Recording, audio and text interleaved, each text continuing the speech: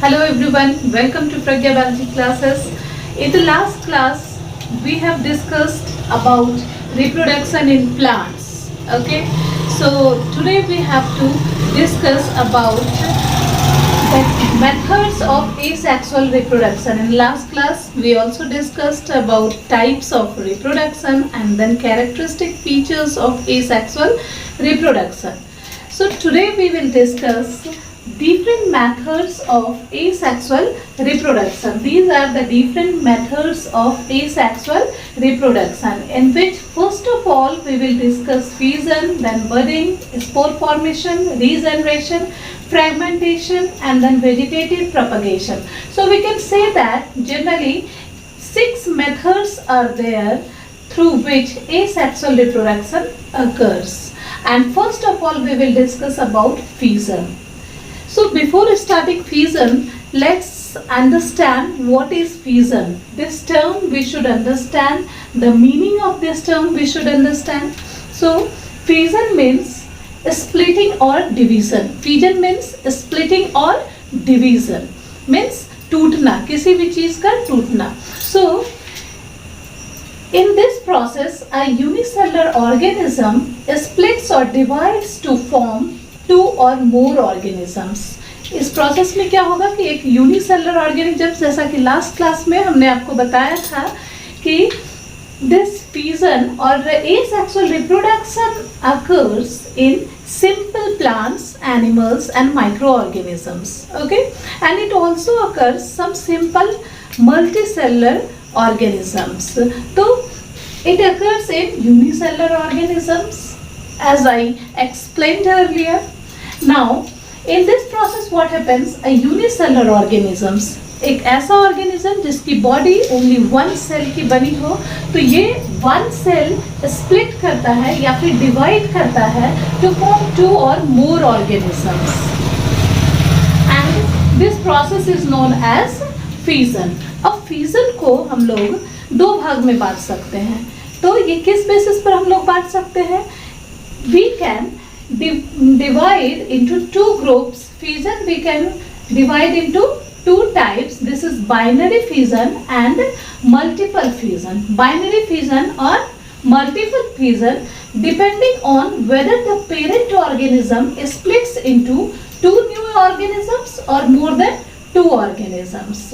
So fission के 2 types हो सकते हैं on the basis of the types of division. कितने ऑर्गेनिजम्स में ये आफ्टर डिवीजन ये स्प्लिट करता है.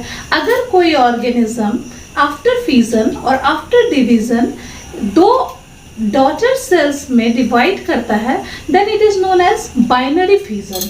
And if it is splitting into more than 2 organisms, then it is known as multiple fission.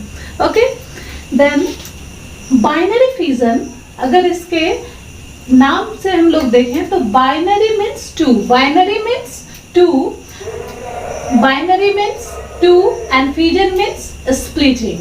Okay, that means in binary fission what happens, splitting into 2, the organisms split into 2 organisms, splitting into 2, that's why the fission is divided into 2 types, binary fission and multiple fission. Binary means 2, that means the organisms divide into 2. Binary fission में क्या होगा, organisms 2 भाग में बटेंगे. Okay, and in multiple fission what happens, splitting into many. Multiple का मतलब ये होता है many और several.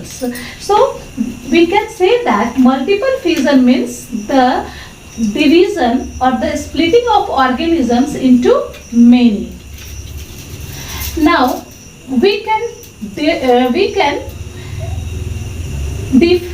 define binary fission as the division in which parent organisms split into 2 new organisms. Example is bacteria, amoeba, paramecium, etc.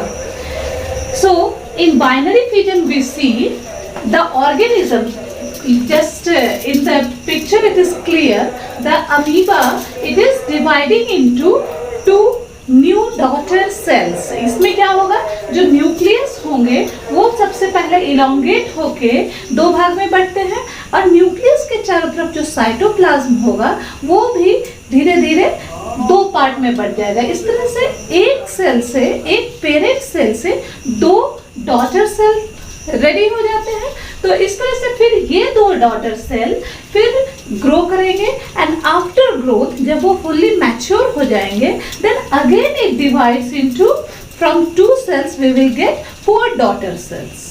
Okay, so this is the division in which one cell divides into two, then two cells divides into 4, and in this way they produces more new organisms. Okay, so this type of division is known as binary fission because in each fission or each splitting the organism is being divided into two parts or two daughter cell. Now we will discuss multiple fission. Multiple fission, as I discussed earlier, multiple fission means division or splitting into many. Splitting into many or severals. In this type of division, parent organisms split into many new organisms at the same time. एक ही बार में एक cell से बहुत सारे sales बनेंगे. Okay? So it happens during unfavorable condition. और ये कब होता है? ये unfavorable condition के दौरान होता है और इस unfavorable condition के दौरान क्या हो जाएगा, organisms के चारों ओर एक प्रोटेक्टिव वॉल बनते हैं जिसे हम लोग सिस्ट कहते हैं. We can see in the diagram organisms के चारों ओर यहाँ पे क्या हो गया है, एक सिस्ट बन चुका है और सिस्ट के अंदर न्यूक्लियस सबसे पहले बहुत सारे न्यूक्लियाई में बढ़ते हैं और न्यूक्लियाई के चारों ओर साइटोप्लाज्म भी बन जाते हैं. और इस तरह से क्या होता है कि एक सेल के अंदर जो सिर्फ एक न्यूक्लियस है वो न्यूक्लियस वन से मेनी न्यूक्लियाई में डिवाइड करेंगे and after coming favourable condition आने के बाद क्या होगा कि ये सिस्ट जो है ये फट जाएगा, इट विल रप्चर और अंदर से जितने भी डॉटर सेल्स हैं वो बाहर क्या हो जाएगा, बाहर आ जाएंगे. तो इस तरह से क्या होता है, in multiple fission what happens, one nucleus और one unicellular organisms divide into many daughter cells. Okay, so the nucleus of organisms splits several times followed by the division of cytoplasm around the nuclei. तो nuclei के चारों, जैसा मैंने आपको पहले कहा कि साइटोप्लाज्म का भी डिवीजन होता है और इस तरह से एक सेल से बहुत सारे सेल का, डॉटर सेल का फॉर्मेशन होता है. So when the favorable condition arrives, the cyst breaks and many daughter cells present in it are released. So ये जनरली कहाँ देखा जाता है, तो प्लाज्मोडियम में. अब प्लाज्मोडियम क्या होता है, तो Plasmodium is the malarial parasite. Plasmodium is the malarial parasite that causes malaria disease in human. And Plasmodium is carried by female Anopheles mosquitoes. हम लोग सभी जानते हैं कि प्लाज्मोडियम को जो कैरी करते हैं वो फीमेल एनोफिलिस मॉस्किटो कैरी करते हैं. ये जब एक सिक पर्सन को काटने के बाद किसी नॉर्मल पर्सन को काटते हैं तो सिक पर्सन की बॉडी से प्लाज्मोडियम को कैरी करके एक नॉर्मल पर्सन की बॉडी में इंजेक्ट करते हैं. अब वो प्लाज्मोडियम अभी एक सेल का था, यूनिसेलुलर ऑर्गेनिज्म था, लेकिन जैसे ही वो ह्यूमन बॉडी के अंदर जाता है it starts to divide multiple times और एक से बहुत सारे सेल्स, डॉटर सेल्स बनते हैं.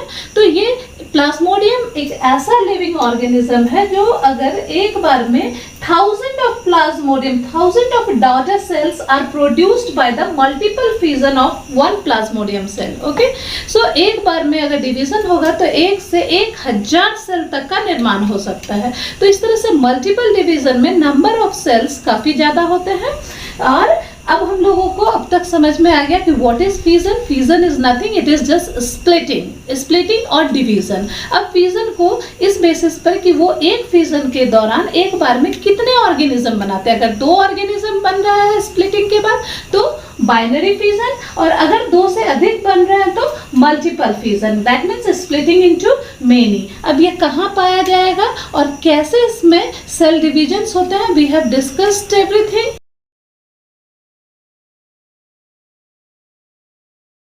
So asexual reproductive method is budding.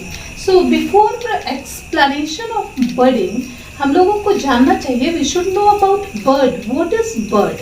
So bird are, the meaning of bird means a small outgrowth from the body of the living organism. Living organism के body से जो छोटे से स्मॉल आउटग्रोथ होते हैं उसी को हम लोग क्या कहते हैं, बर्ड. तो बर्ड के मेथड से जब कोई एसेक्सुअल रिप्रोडक्शन होगा और नए ऑर्गेनिजम्स बनेंगे तो इसे कहेंगे by the process of asexual reproduction by the formation of budding. Okay, तो ये बर्ड क्या होता है, small outgrowth from the body of living organisms. It can be seen in hydra और yeast. So in budding process, what happens, a small part of the body of the parent organism grows out as a bud which then detaches and becomes a new organism. ये bird जब शरीर से parent body से cut कर या detach होकर जब ये अलग होते हैं तो ये एक न्यू इंडिविजुअल की तरह बिहेव करते हैं और एक नए ऑर्गेनिज्म का निर्माण होता है. जैसे suppose in this diagram you see here hydra. Hydra में क्या है कि पहले तो पेरेंट बॉडी है सिर्फ, फिर पेरेंट बॉडी के बाद अब देखिए यहाँ पर एक आउटग्रोथ बना है जिसे हम लोग बर्ड बोलेंगे.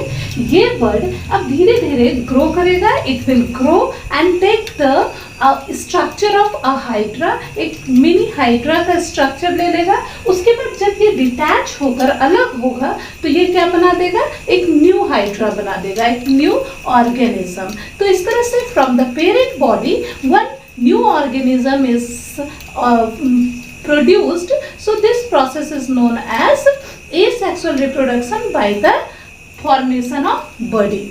Okay, ये ईस्ट में भी देखा जा सकता है. अब ईस्ट में क्या है, दो तरह से होंगे. ईस्ट में क्या है कि जब हर एक सेल जो होगा ईस्ट का वो क्या है, एक ऑर्गेनिज्म को रिप्रेजेंट करेगा. अब जब एक सेल से जो बर्ड बाहर निकलेंगे वो बर्ड या तो डिटैच भी हो सकते हैं, फ्री भी हो सकते हैं पेरेंट बॉडी से, या फिर इसमें अटैच भी रह सकते हैं. तो अगर ये डिटैच हो जाते हैं तो एक न्यू ईस्ट सेल का फॉर्मेशन हो जाता है, और अगर ये अटैच रहेंगे पेरेंट बॉडी से तो ये क्या करेंगे, एक चेन लाइक स्ट्रक्चर बना रहे हैं तो ये कॉलोनी बनाएगी. ओके, सो ये अटैच भी रह सकते हैं या फिर डिटैच होकर एक न्यू ऑर्गेनिज्म की तरह बिहेव कर सकते हैं. तो ईस्ट का हर एक सेल रिप्रेजेंट करता है ईस्ट के एक ऑर्गेनिज्म को. ओके, अब कुछ ऑर्गेनिज्म ऐसे भी हैं जिनके बारे में आप लोगों के सिलेबस में इंक्लूडेड नहीं है, जैसे कोरल्स है. तो वो क्या होते हैं कि वो परमानेंटली अटैच होते हैं. उनके जो बर्ड होते हैं वो ऑर्गेनिज्म से परमानेंटली अटैच होते हैं. तो ये क्या करते हैं, एक बड़ी सी कॉलोनी बना लेते हैं. ये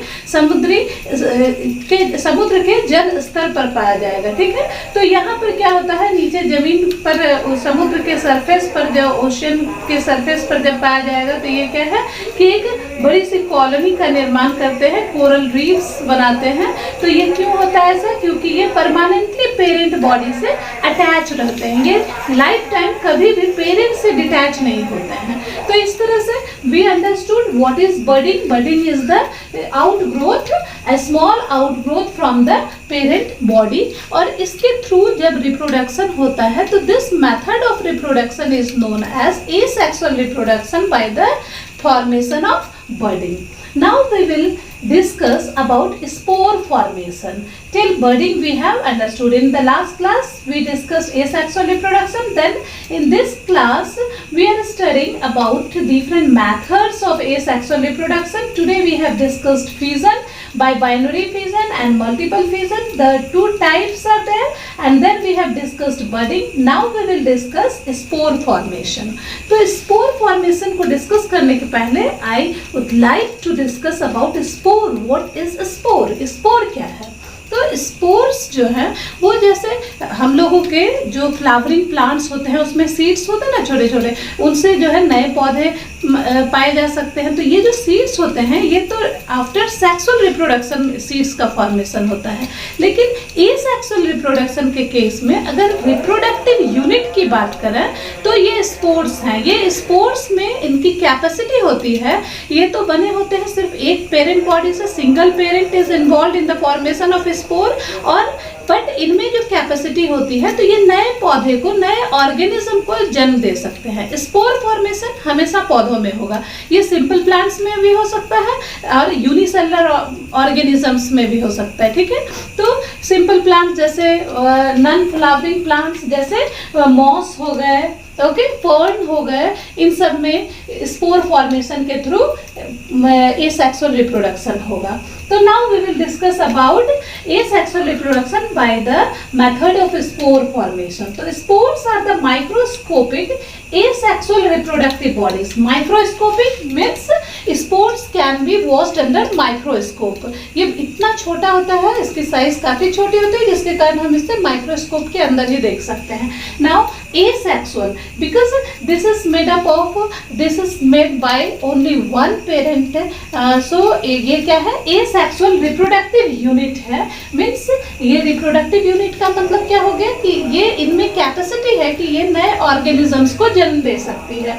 सो which are covered by hard protective coat. हर एक स्पोर जो है वो कवर्ड रहता है एक हार्ड प्रोटेक्टिव कोट से, okay. This coat enables them to survive under unfavorable condition। अब इस कोट का फंक्शन क्या है? तो ये उन्हें मदद करती है कि वो अनफेवरेबल कंडीशन में रह सकें। तो अनफेवरेबल कंडीशन कैसे है, कब होती है या किसे कहते हैं? तो अनफेवरेबल कंडीशन कहते हैं जब एक्सट्रीम हीट या टेम्परेचर बहुत ज़्यादा होगा तो उसमें सर्वाइवल बहुत मुश्किल हो जाती है। तब ये सिस्ट जो है उन्हें हेल्प, या ये जो कोट है प्रोटेक्टिव कोट उन्हें हेल्प करेगी उनके सर्वाइवल में। So this coat enables them to survive under unfavourable condition like lack of food, lack of water, जब खाने की कमी हो जाए या जब पानी की कमी हो जाए या फिर एक्सट्रीम टेम्परेचर। तो ऐसे समय में स्पोर्स को कौन प्रोटेक्ट करता है? उनके चारों ओर पाए जाने वाला वो protective coat. Now in the favourable condition आने के बाद क्या होता है? The spores grow to produce new plants. यही स्पोर ग्रो करके न्यू प्लांट्स बनाते हैं। तो इस तरह से हम कह सकते हैं कि स्पोर्स जो है एक तरह से सीड की तरह काम करते हैं। जैसे सीड नए प्लांट्स में ग्रो कर सकते हैं, लेकिन सीड्स के फॉर्मेशन जो होते हैं, यह हमेशा याद रखने वाली बात है कि seeds are formed after sexual reproduction, but spores are formed by the asexual reproduction. Spores क्या है? एसेक्सुअल रिप्रोडक्टिव यूनिट है। So thus the spores are a kind of seeds of plants. Some fungi, bacteria and mosses reproduce by the formation of spores. Now the common bread mould plant. अब हम लोग एक example लेकर समझेंगे कि spores कैसे काम करता है। तो एक ब्रेड मोल्ड हम लोग लेंगे, ब्रेड मोल्ड प्लांट को डिस्कस करेंगे। तो bread mould I think you all would have seen, आप लोग सबों ने देखा होगा। तो ब्रेड पर जब उसे कभी काफ़ी मॉइस्ट प्लेस पर रख दिया जाता है, 2-3 दिन के लिए उसे बाहर रख दें, तो हम लोग क्या देखते हैं? उस पर ग्रे और वाइटिश और ग्रे कलर के या पैचेस आ जाते हैं ब्रेड पर। तो ये ब्रेड मोल्ड है। उसको अगर हम लोग माइक्रोस्कोप के अंदर देखते हैं तो हम लोग ब्रेड मोल्ड का एक स्ट्रक्चर पाते हैं। तो ये स्ट्रक्चर ऐसा मिलता है। तो इस स्ट्रक्चर में क्या देखेंगे हम लोग कि ये थ्रेड लाइक स्ट्रक्चर्स पाए जाते हैं, ओके। सो इसमें ये थ्रेड लाइक फाइन प्रोजेक्शंस जो होते हैं, इसे क्या कहते हैं हम लोग? हाइफी। ये क्या है? हाइफी। और हाइफी के ऊपर स्टेम लाइक प्रोजेक्शंस होते हैं, ओके। तो इस स्टेम के ऊपर एक नॉब लाइक स्ट्रक्चर होता है, गोल गुंबद के आकार का एक स्ट्रक्चर होता है, और इस स्ट्रक्चर को हम लोग कहते हैं sporangium. This structure is known as sporangium, and in this sporangium, inside the sporangium many spores are found. यहाँ पर बहुत सारे स्पोर्स पाए जाएंगे। जब फेवरेबल कंडीशन आता है तो ये जो आउटर कवरिंग है ये क्या हो जाएगा? ये फट जाएगा, और after bursting from the sporangium many spores comes out, okay. तो ये क्या है? Each sporangium contains hundreds of minute spores. हर एक स्पोरेंजियम जो है सैकड़ों माइन्यूट स्पोर्स को लिए होता है and spores are asexual reproductive units और like the seeds of plants. Okay, तो after bursting of sporangium spores comes out. ये स्पोर्स बाहर आएंगे और ये जहाँ जहाँ पर गिरेंगे वहाँ वहाँ पर एक नया ब्रेड मोल्ड बनेगा. ओके, तो एक नया प्लांट बन जाएगा. तो ये स्पोर्स जो है एक नए प्लांट को या ब्रेड मोल्ड के प्लांट को ये जन्म दे रहा है. तो इस तरह से we have studied what is spore formation. Spore formation जैसा कि मैंने आपको पहले कहा कि कुछ नॉन फ्लावरिंग प्लांट्स में भी होते हैं, that is a multicellular structure. Okay, for example fern and moss. Now we will discuss about regeneration and then fragmentation. The next asexual reproductive method is regeneration. And as the name is suggesting, re means again, generation means formation. तो नाम से क्या पता चल रहा है कि रीफॉर्मेशन. तो यहाँ पर कैसे रीफॉर्मेशन हो रहा है, तो अगर किसी ऑर्गेनिज्म की बॉडी का कोई भी पार्ट कट जाए और उस कटे हुए पार्ट से एक नया ऑर्गेनिज्म बन जाए, complete organism in all respect, वो पूरा का पूरा कंप्लीट ऑर्गेनिजम्स का फॉर्मेशन हो जाए, तो this process of asexual reproduction is known as regeneration. तो रीजनरेशन ऐसे तो हम लोग एक कॉमन एग्जांपल है जो हाउस लिजर्ड है, उनके टेल अगर कट जाए तो वो रीजनरेट हो जाते हैं. लेकिन इस केस में क्या हो रहा है कि रीजनरेशन जो हो रहा है वो सिर्फ टेल वाला पोर्शन ही रीजनरेट हो सकता है. उसके किसी अदर पार्ट को अगर कट कर दिया जाए तो वो रीजनरेट नहीं हो रहा है. और उसमें भी क्या, तो एक कंप्लीट ऑर्गेनिज्म का रीजनरेशन नहीं हो रहा है. तो this is not the process of asexual reproduction. Okay, तो एसेक्सुअल रिप्रोडक्शन यहाँ हाउस लिजर्ड के केस में नहीं है. लेकिन क्या है कि अगर किसी भी ऑर्गेनिजम्स के कट पार्ट से एक कंप्लीट ऑर्गेनिज्म का फॉर्मेशन हो जाए तो this is known as regeneration. Okay, so regeneration is the process of getting back a complete or full organism from its body part is called regeneration and it can be seen in hydra and planaria. तो hydra या planaria के body को हम जितने भी parts में cut करेंगे हमें उतने ही नए ऑर्गेनिज्म ऑफ हाइड्रा या प्लानेरिया मिल जाएंगे. Okay, so this process of, क्योंकि इसमें भी इस प्रोसेस ऑफ रिप्रोडक्शन में न्यू ऑर्गेनिजम्स के फॉर्मेशन हो रहे हैं, बट इन इस प्रोसेस में only one parent is involve. So this is the type of और method of asexual reproduction. Now we will discuss next method of asexual reproduction, that is fragmentation. So in fragmentation what happens, the body of organisms splits into fragments, small fragments. Fragments means टुकड़े. तो यहाँ body के क्या होता है, किसी भी organism की बॉडी के छोटे छोटे टुकड़े होते हैं. ठीक है, अब इन टुकड़ों से एक कंप्लीट ऑर्गेनिज्म का फॉर्मेशन हो जाता है या ये टुकड़े एक अलग एक न्यू ऑर्गेनिजम्स की तरह एडजस्ट कर सकते हैं. Okay, so fragmentation is the breaking up of the body of a simple multicellular organisms. और ये कहाँ पाया जाएगा, तो simple multicellular organisms में पाया जाएगा into two or more pieces on maturing. तो जब बॉडी ऑफ ऑर्गेनिजम्स की बॉडी मैच्योर हो जाएंगे तो ये दो या दो से अधिक टुकड़े में बढ़ जाएंगे और हर एक टुकड़ा एक न्यू ऑर्गेनिज्म की तरह बिहेव करेगा या एडजस्ट करेगा. So this process of reproduction is known as fragmentation. Now each fragment grows to form a complete new organism. Example is Spirogyra.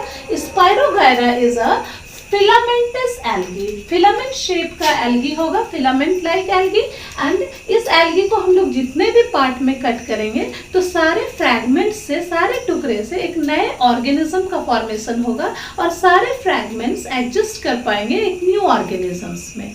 तो अब हम लोगों के पास सवाल ये उठता है कि what is simple multicellular organisation and why fragmentation occurs only in simple multicellular organisms, why not in a complex multicellular organisms. तो ऐसा इसलिए है कि ये जो फ्रैगमेंट्स है, एक फ्रैगमेंट में ग्रुप ऑफ सेल्स के बने होंगे फ्रैगमेंट्स, तो इस तरह से ग्रुप ऑफ सेल्स को मैनेज करना आसान है। लेकिन अगर हम लोग complex multicellular organisms like human body को ले लें, तो ह्यूमन बॉडी के अगर किसी पार्ट को हम चाहेंगे कंप्लीट ऑर्गेनिज्म में डेवलप कर दें तो ये पॉसिबल नहीं है, because the body is made up of different types of cells, okay.